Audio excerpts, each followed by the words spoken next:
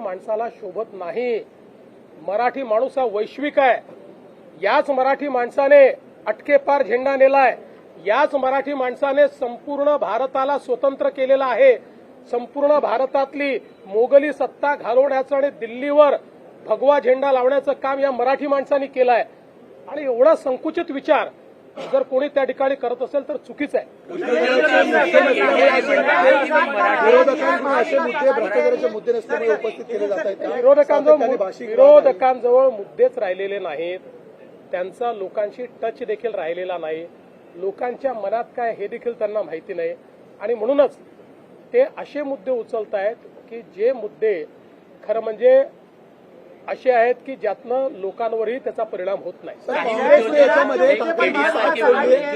काँग्रेस म्हणतात की महाराष्ट्रात राहूनही आम्ही मराठी शिकणार नाही, अशा व्यक्तींचं, अशा उद्योजकांचं काय करायचं? असं आहे की आपण महाराष्ट्रात राहिल्यानंतर मराठी शिकावी असा आग्रह करू शकतो, पण दुराग्रह करू शकत नाही।